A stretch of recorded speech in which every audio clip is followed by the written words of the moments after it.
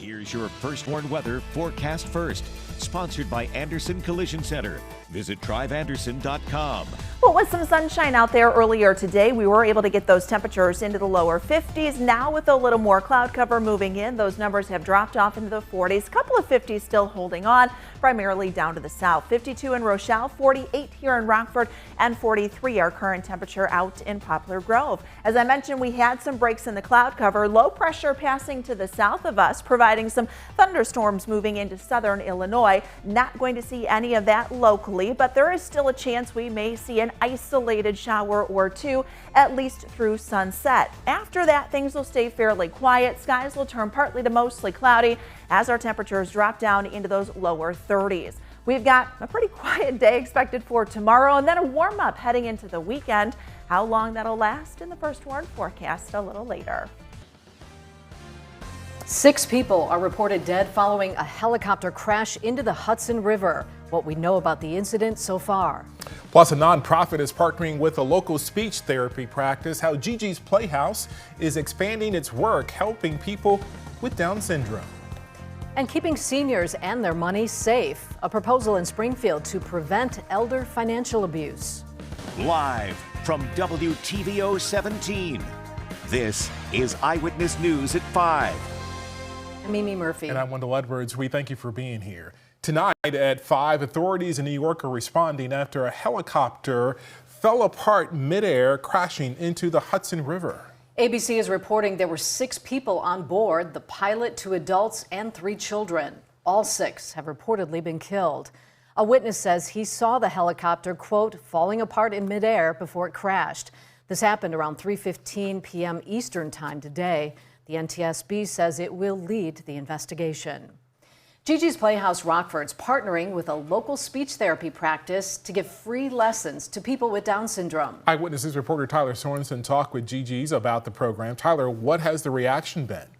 Well, Wendell, Mimi, the reaction has been great, with the Gigi's Playhouse director telling me that reservations are already filling up.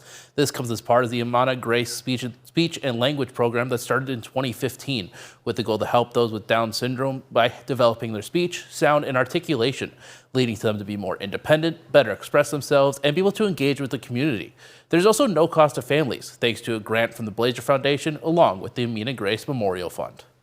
Families that have children with Down syndrome tend to get nickel and dime with expensive therapies throughout their life. And so for the Playhouse to be able to provide this service to individuals with Down syndrome at no cost to the families is a huge bonus for families in our area. Now the program will start in June of this year, and we'll have 3 different cycles in the summer, fall, and spring. Mimi. All right, thanks, Tyler. Rockford has a new group of leaders ready to make an impact on the community. The 70th cohort for the Greater Rockford Chamber of Commerce's Leadership Rockford program celebrated completion of this year's course. Graduates spent the last 9 months learning about what makes this region so unique as they embrace their role as community leaders at their respective jobs. The Chamber CEO says despite the program's decades of history, its mission remains largely unchanged from where it started.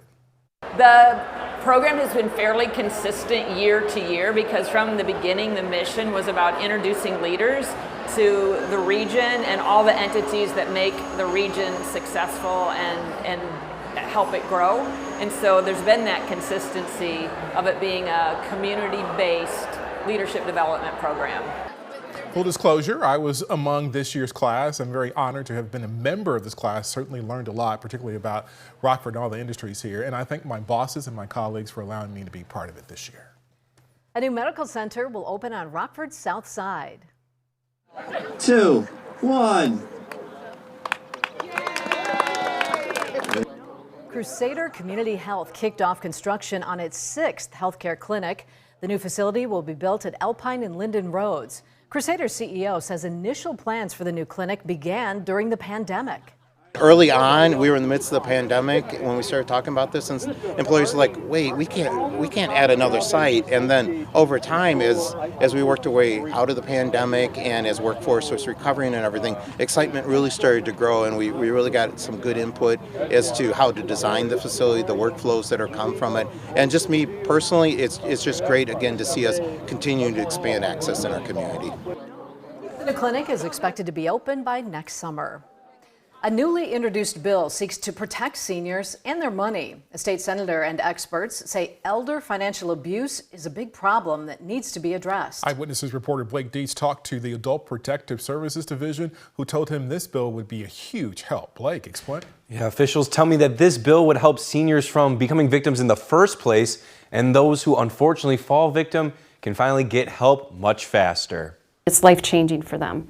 Joy Drysdale works as a program services director at Lifescape, providing adult protective services to 5 counties in northern Illinois. Drysdale says financial abuse is all too common. Financial abuse is our second highest substantiation as far as the 9 types of abuse we investigate. Financial abuse often takes the form of a family member deceiving, misrepresenting, or stealing from a senior for financial gain. Abuse can also come in the form of scams from strangers. A new bill introduced by State Senator Steve Stottleman aims to further protect seniors, requiring investment advisors and broker-dealers to report suspected cases of elder financial abuse. This will definitely help us to stop some of that financial abuse before it happens. We have many cases where the older adult doesn't even know what they're agreeing to when they make a disbursement from their IRA or account.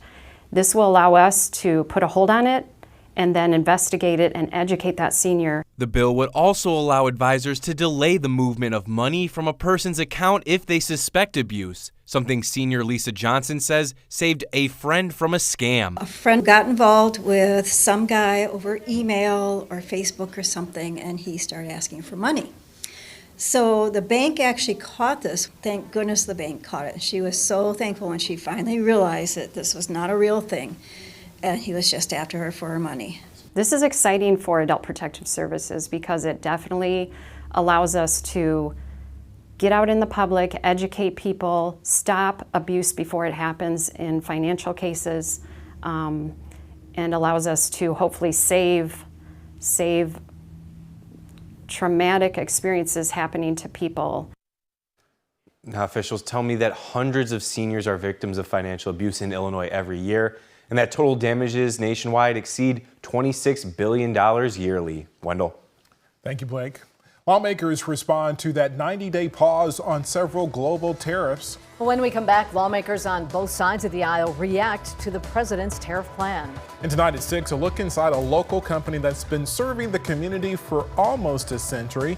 See how Mrs. Fisher's potato chips are made in the state line.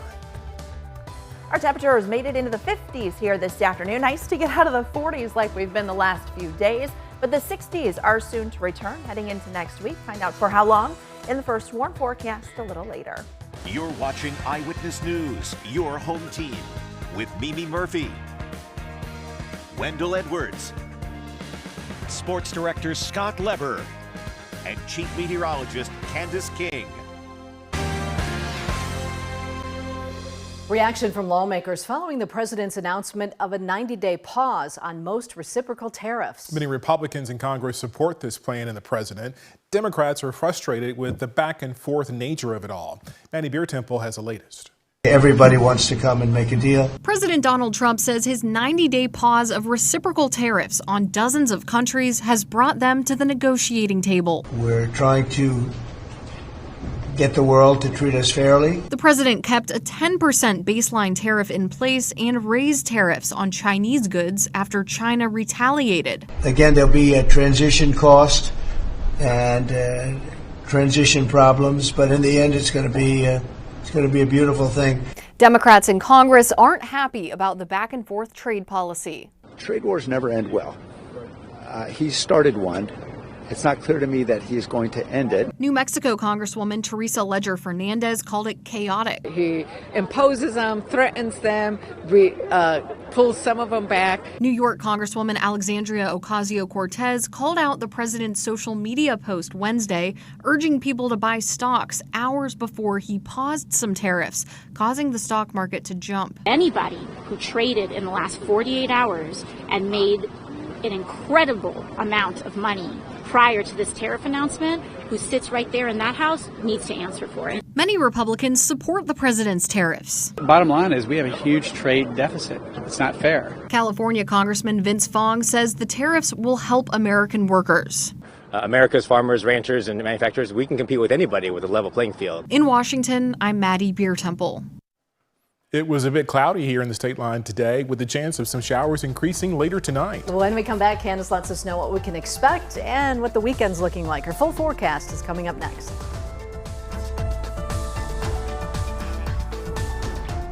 Now, your first warned weather forecast from Chief Meteorologist Candace King.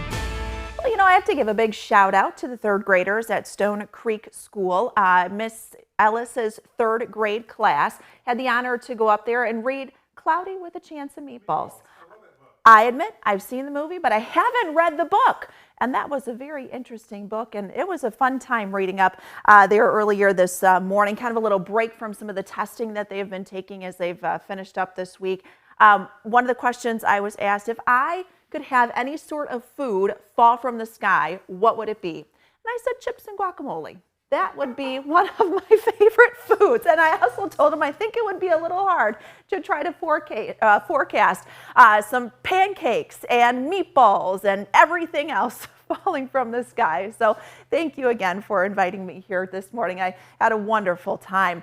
We've had cloud cover, definitely some cloud cover, and from time to time we've had a couple of light showers, some sprinkles falling through, but that has been pretty much it. That's all been tied into an area of low pressure that'll pass to the south of us here tonight. That has brought some showers and thunderstorms across central and southern Illinois, but not a big factor for us. In fact, all of that activity will stay to our south and southeast. Temperatures, they did warm because we had some sunshine earlier today. We made it into the 50s. Those numbers now down into the 40s. 48 in Rockford, 51 in Rochelle, 45 in Janesville and Monroe, still at 55 right now in Sterling. We've got plenty of cloud cover overhead. A live look with our Mercial SkyTrack camera here out of the Park Hills Golf Course and brought to us by Rockford Career College.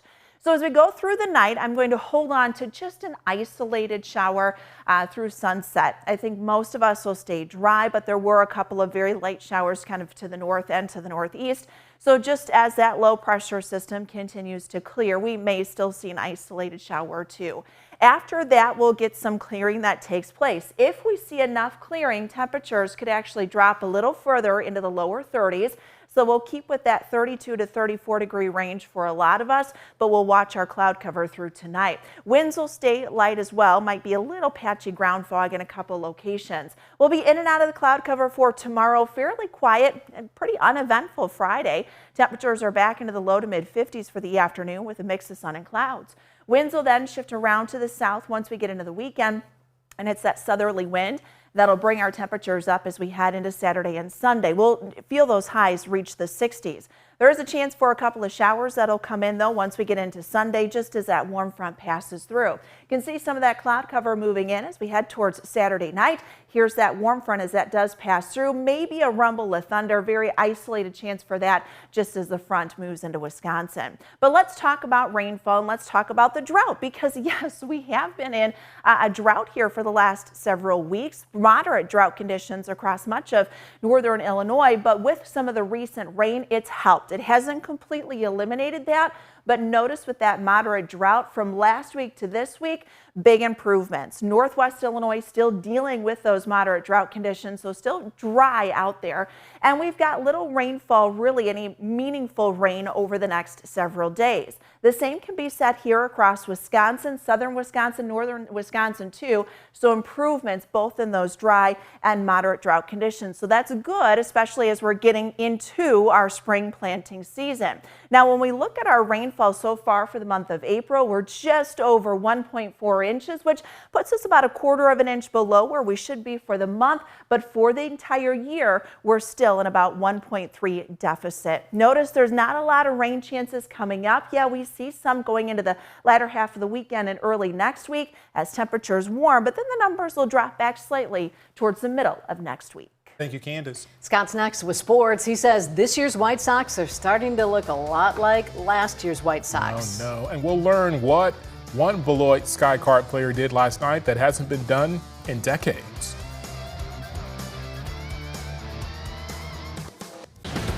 Now sports with sports director Scott Lever. Remember last year when the White Sox had that franchise record 21-game losing streak? That was also the second longest losing streak in Major League Baseball history. Well, something similar could be developing right now because the Sox are on an 8-game slide. They played in Cleveland again today. Jonathan Cannon got walked. In the first inning, he gave up this 2-run home run to Kyle Manzardo, and it was 2-1 Cleveland. In the third inning, Cannon delivers to Stephen Kwan, and that one would leave the yard with a man on. Kwan had 4 hits and 4 RBIs in this game. It all added up to a 6-1 Guardians win. The Cubs have today off. They're going to play the Dodgers in L.A. tomorrow night. The Beloit Skycarp are off to a great start, 4-1 now after winning big 10-0 in Cedar Rapids last night. Elite prospect Noble Meyer made his first start of the season. He pitched 4 1/3 scoreless innings. His stats weren't great last season after he was promoted to the Skycarp, but he recently told me he was dealing most of the second half of the season with a hip issue. I learned that part of that was because of a hip injury that I'm still, I wouldn't say battling, because it's definitely better, but it lingers from time to time, so it'll come and go. But in spring training, the command was a lot better. Fastball felt a lot more comfortable in the zone. My stuff has gotten significantly better. Now listen to this. In that 10-0 win at Cedar Rapids last night, Skycarp center fielder Amarian Boyd stole 6 bases, and he did it without having a single hit. He reached base 3 times on a fielder's choice, a walk, and being hit by a pitch. And all 3 times that he got on base, he stole second base and third base. He's the first minor leaguer to do that in at least 20 years, steal 6 bases without a hit. And no major leaguer has done it since at least 1901. A little reminder that our top high school senior basketball players will be taking the court again this Saturday night. The Rising Stars Classic will be played at Rock Valley College. There will be a girls' game at 5 o'clock, followed by a boys' game at 7. Some of the stars this year will be Stillman Valley's Taylor Davidson, Pecatonica's Elena Rager, South Beloit's Ross Robertson, Rockford Christian's Christian Cummings and Eli Doherty, and Pecatonica's Cooper Hoffman. At Sports, we'll be right back. Well, this weekend looks like it might be a good time to get outside and get a little yard work done. Yeah, I mean, it'll be a little breezy on Sunday, which is fine. But yeah, Saturday, Sunday, we get temperatures that'll be close to 60 on Saturday and then mid-upper 60s. Depends on how much sunshine we can get on Sunday. Okay. But yeah, should be a pretty nice weekend to get out and finally get rid of some of the 40s that we've had. Right. You know, in the kind of cooler, rainy conditions, especially yesterday afternoon and evening. The numbers will go down a little for next week, but that's all right. You know, we'll kind of even out, I think, as we get a little closer to the middle to end of the month. Temperatures will likely warm back up just a bit. We may still see an isolated shower out there through sunset or so. First Warn Interactive Radar brought to us by Rockford Glass and More. Temperatures tonight will drop down into the low 30s. If our clouds clear out just enough, we could be closer to the low 30s, 31, 32 in some spots. 54 for tomorrow, 60 on Saturday. Might hear a rumble of thunder on Sunday, and then some 50s return next week. Thank you, Candace. And thanks for joining us. Have a good evening.